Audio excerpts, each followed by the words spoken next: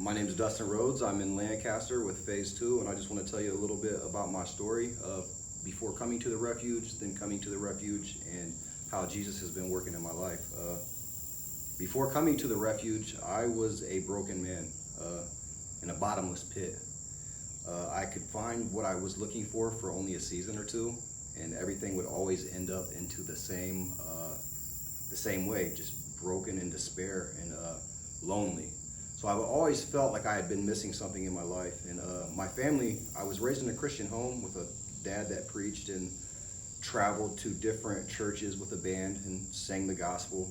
So I was very familiar with Jesus. I had knew some stories. My dad would teach me and everything. So the older I got, the more my dad leaned it on to, you're going to be a man and you're going to make your own decisions. So I would say at about the age of 13, he gave me the choice to whether or not if I would start going to church with him or I wanted to do my own thing. And, I never understood that being a Christian was the cool thing. I seen my friends and their families and what their families were letting them do and the cussing and drugging. And I was just like, man, like, why is my family so weird? I thought, like, why are we going to this cult? They're praising this man that you can never see. And so I didn't understand it. So I started doing what Dustin wanted to do. And what Dustin wanted to do led me to a life of misery. So I can remember the age of 13, first time drinking. I was with a girl. She drank. I wanted to fit in because I've struggled with my identity my whole life of wanting to be cool and wanting to fit in. So I wanted to fit in and do what everybody else was doing. So, I can remember drinking with this girl at the age of 13. I hated it horribly. I threw up a Hail Mary prayer to Jesus. Dear God, please let the world stop spinning and I'll never drink again. Obviously, that didn't work. So moving on into life, I tried to fit in. I had to try to find my place, whether it was getting in trouble, rebelling, doing what I wanted to do, drugs. And each step would be a harder and harder road. I would be happy, like I said, for only a season or two, and then right back to the same place. So I can remember I wanted to be recognized and wanted to be noticed. So I started getting into selling drugs. It doesn't matter what I was selling or how I was doing it, but I became very good at it and started being able to pay rent for my mom and dad and buying vehicles for them. All the clothes, all the friends, everybody wanted to be around me because I was paying for everything, and I thought these were my friends. And then, like I said, a season or two, everything came crashing down and I lost everything, and everybody around me started going away from me, and I couldn't understand, I thought these were my friends. Why are they not here for me when I have nothing? I was doing everything for them. So I would always pick myself back up and start fighting again and get myself back on the right track. And so I met another girl. It's the story of my life. Met another girl, very beautiful, was a model in Columbus, and I thought that I had found everything that I had been looking for, this part of me that I had been missing. I fell in love with this girl quick, and she ended up breaking my heart. But the thing about this girl was her and her friends were from a different county, and they did pills. And I can remember me and my friends joking around, like, why would I want to do that? There's so much more to life than just laying around with my face in my lap, not being able to do anything, drilling on myself. So this girl broke up with me, and I wanted her to like me so much that I completely went from one person to another for this girl. I started wanting to listen to heavy metal, growing my hair long, piercings, tattoos, so I could please her so she'd like me more and accept me. And I wanted to start doing pills with her because that's what she did. So pills came along, and it just snowballed. Once pills were involved, I've been in rehabs, I've been in prison, I've been to the bottoms, man. So I started doing pills, and it started getting to be too much. It started costing too much. So a friend introduced me to heroin.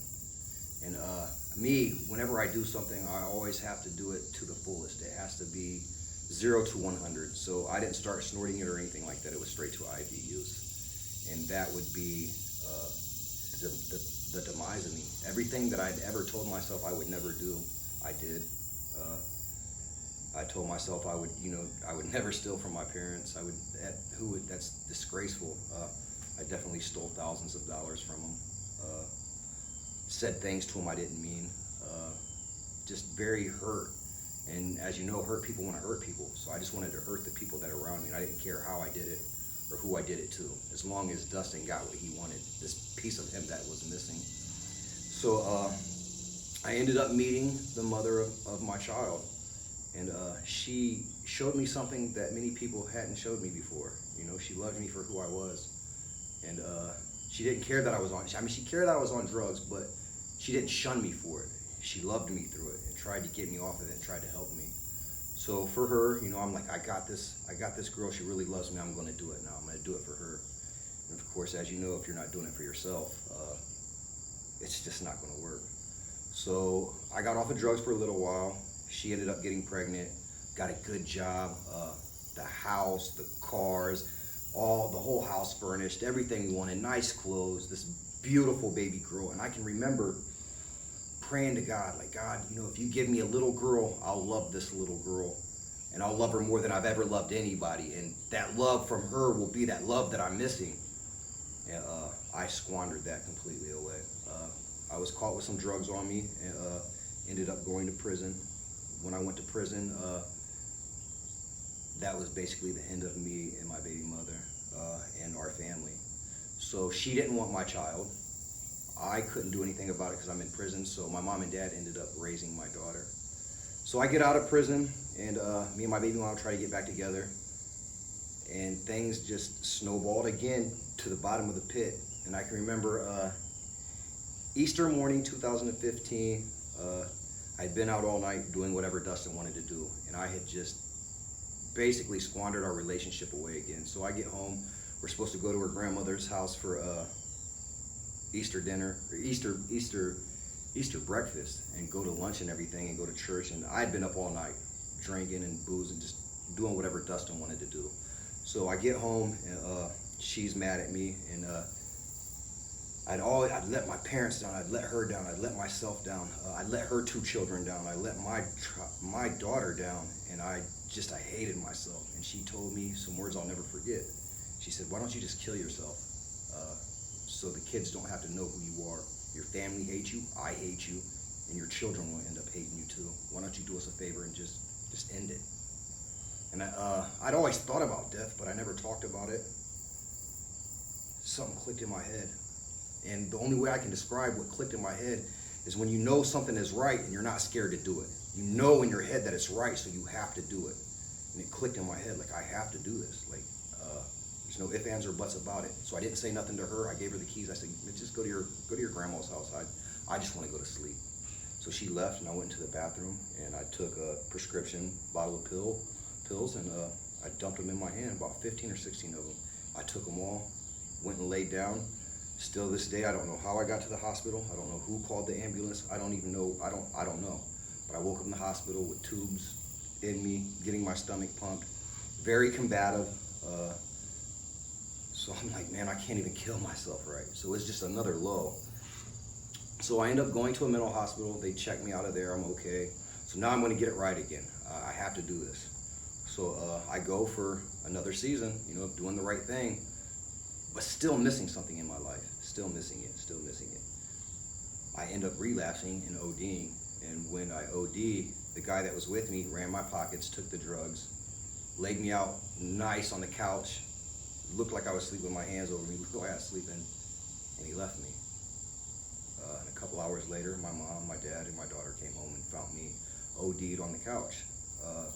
Blue as all get out. So they call the ambulance. The ambulance gets there. They're trying to work on me. They're telling my family it doesn't look good. Like, be prepared for the worst. So they get me to the hospital. By the time I get to the hospital, I'm DOA on arrival, dead on arrival, DOA. So they get me there, they're working on me. They come out and tell my dad, like, we're gonna do everything we can for your son, Mr. Rhodes, but just be ready to tell your wife that we don't think he's gonna make it. So they go back into the back, working on me, 15 shots of Narcan. They wake me up, I'm combative again, freaking out. They get me alive. they're asking me, do you know where you are? Do you know what date it is? I'm replying to them, telling me I'm lucky. So now I'm like, man, like, you know, I can't kill myself, right? I just died. It's something, I'm missing something. So this is all leading up before coming to the refuge, and this is about maybe 9 months before the refuge. So I go out and doing my thing again, and I just hate myself. I hate it. So maybe 2 months before coming to the refuge, I was at my all-time low again, and I just remember praying to Jesus, dear God, I can't kill myself. I can't even do that right. I've OD'd and don't die. I'm not doing anything. I'm tired of living, man. Please, just end my life. Please, if you have mercy on me, you'll end my life. I don't want to live. I don't want to keep letting my mom and dad down. I don't want to keep letting my daughter down. I don't want to let the people around me down. I'm worthless. The only thing that Dustin knew how to do was destroy things. Obviously, that prayer didn't happen. So my prayer started to change. Is, dear God, please just put somebody in my life that knows who you are, that can tell me about you, that can lead me in the right path. Dear Jesus, please, like just one person. If you could just put one person in my life, I know that it would make it matter. It'd make matters better. So maybe a couple of months after that, a friend came back from Florida. His father had passed away. So he got a hold of me, and I'm talking to him, and he wants me to come hang out with him. So I go and hang out with him, and this is where Dustin's selfishness comes back into play. He had been clean for 5 years. He asked me if I could get anything. I'm like, oh yeah, well I can, man, because Dustin wanted to get high. I didn't care about him. I started getting high, and his sister came over to the house, and she's talking to me and everything, and this is where God started playing a role in my life again. She was baiting me in, as we'd like to call it, and she's asking me all these questions, how I'm doing, and you know, how's my family doing, and I'm giving her these elaborate, you know, I got it all together answers. I'll never forget this question. She said, don't you love your daughter? In my head, I'm thinking, like, who are you to ask me if I love my daughter? Of course I love my daughter. I'm like, yes, I do, Amanda. Actually, I do. I do love my daughter. She looks at my arms. She's like, well, what are those? What are those on your arm, Dustin? And right there, I was like, oh my God. Like, she knew the whole time. She knew what was going on. I wasn't fooling anybody. And she was like, you know, Robbie went to this place called the Refuge. And she was like, you should think about it. So I'm telling her, like, Amanda, like, I'm tired of being this person that I am. Like, I want to be a father to my daughter. I want to be a son to my parents. I want to be a light to other people. I'm tired of taking. I always called it a case of the gimmies. Gimme. What do you have for Dustin? I said, I'm tired of it. I said, I want to do something better. I said, but if I go to the refuge, then I won't be able to see my daughter. Stupid as that sounded, I wasn't even seeing her while I was out there. And she goes, no, that's not going to work. She goes, if you go to the refuge, she goes, I'll bring your daughter to see you on visitations. So now I really had to think, man. I said, okay, I'll call him. So I call him. The lady answers the phone. She's asking me some questions. I'm telling her. She's like, okay, in 2 weeks, you'll be receiving a call. You're going to do an interview, and they'll let you know then if you're accepted into the refuge. So I'm like, okay. So a week goes by. I wake up one morning, strung out, money in my pocket, but I'm sick. So I remember getting on my phone, looking at my phone, and the first thing that pops up is one of my friends had died, Coulter Gerhardt. And I instantly go into full-blown panic attack. Like, I'm next. I'm going to die. If I don't do something right now, I'm next. And something clicked in my head. And the lady on the phone with the refuge, she told me, if you ever have any trouble or you ever need any help, feel free to call us. Maybe we can do something for you. So I had I could either call my dope man and use this money I had in my pocket, or I could call this lady and see if there's something they could do for me. So I call this lady, and she answers, and I'm telling her, freaking out, you know, like, I'm dead, the world's ending. She's probably in her head thinking, like, man, just calm down, it's gonna be all right. She goes, can I call you back in 2 minutes, or have somebody call you back in 2 minutes? And in my head, I go back to thinking, like, they're all the same. Everybody's the same, man. You're not gonna call me back. So I'm like, yeah, sure. So I hang the phone up, and now I gotta hurry up and give my daughter a bath so I can hurry up and go to the dope man's house, and I can get right and So I'm giving my daughter a bath, and the phone rings, and it's Pastor Mike. And Pastor Mike's talking to me, and I'm telling him what I'm doing, and he's like, calm down, buddy. I got some questions for you. And he starts asking me these questions, and I don't even know it at the time, but he's interviewing me. So he's like, man, he goes, can you be to Lancaster at 7 o'clock tonight? This is like a week earlier. I'm not supposed to have this phone call for another week, and then maybe another 2 weeks before that, before I'm even supposed to be at the refuge. And I'm like, man, I live about 2 hours away. I'm like, I don't know if I can make it. It's 4 o'clock in the afternoon. I'm like, I don't know if I can make it by 7 tonight. I said, but I can make it by tomorrow. He's like, no. He goes, if you can make it tonight, he goes, you're accepted in. And my dad hears this conversation.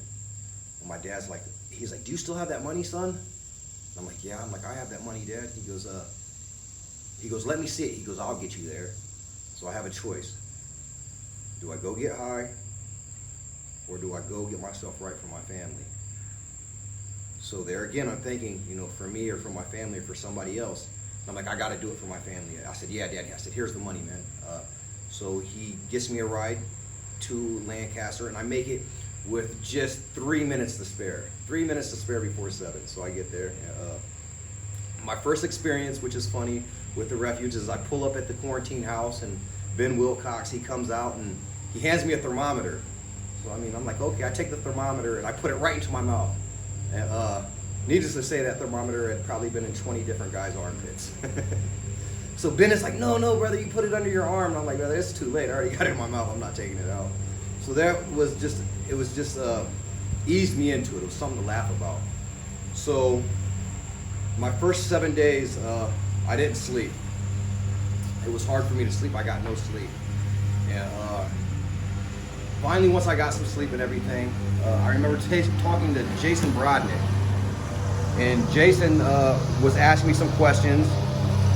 And as he's asking me these questions, I'm telling him, of course I love my mom and my dad, and I love myself, and I love my daughter. And he's like, well, do you really? And I'm like, of course I do. Once again, this question, do you love your daughter? Of course I do. And he's like, I got a chapter for you to read. And he goes, 1 Corinthians chapter 13, verse 4 through 7. He didn't tell me what it was. And I opened my Bible up. I went into the back and I started reading these verses. The love is patient, love is kind, love does not envy or boast. It does not rejoice in wrongdoings, but it rejoices in the good things. Love endures all things. And I'm thinking to myself, oh my God, have I truly ever loved anybody? I've always loved what people could do for me. I loved that my mom and dad enabled me. I loved that my daughter made me feel better. I didn't love her because she was my daughter. I loved her because when I was down, her smile made me feel better. I loved the people around me because I could manipulate them and get what. So I'm like, oh my God, it was an eye opener. So I started a new prayer. Dear Jesus, please help me love. Please let me know what love is. Please help me find out how to love my daughter like you've loved me. Thank you for loving me when I couldn't love myself. So that played a big part, and I'm reading this chapter over and over and over. So I finally get to second phase, and these brothers are just so nice to me. I've never met them a day in my life, and they're just so nice, willing to make my bed for me, willing to correct me in a right way when I'm doing something I shouldn't be doing. So I'm like, oh my God, it made me really start thinking, I have to change me. I have to do this for me. If I'm not doing this for me, I'm no good to my parents. I'm no good to my daughter. So I started being selfish in a way, thinking of myself, but only so I could give back to others. So I really started getting into the Bible and reading and being very open about my feelings. And probably the first month and a half I was here, I cried at anything. You could have told me the sky was blue and I would have cried. I'd never been feeling these feelings before. So getting phone calls to my family now. So me and my dad were really close, but me and my mother,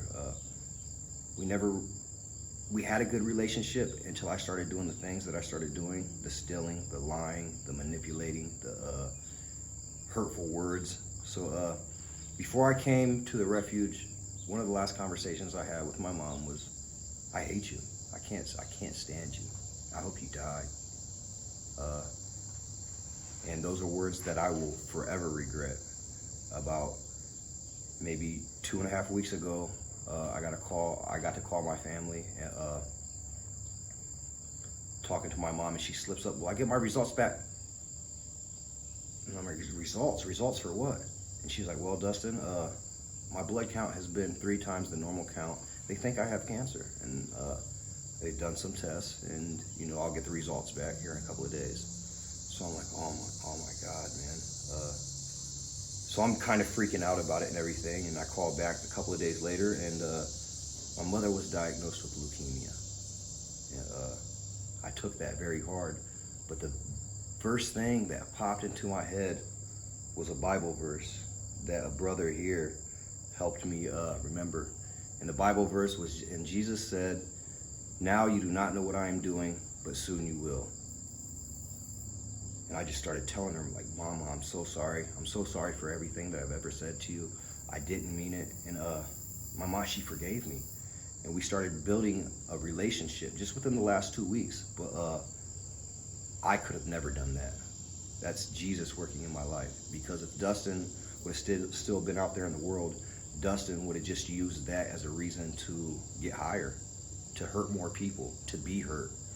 So all the guys want to write her a letter and everything. So they want to write their own letter and give her some Bible verses to encourage her, keep her head up. And so we're all writing letters to her, and I'm writing this letter, and in my letter while I'm writing, something speaks to me.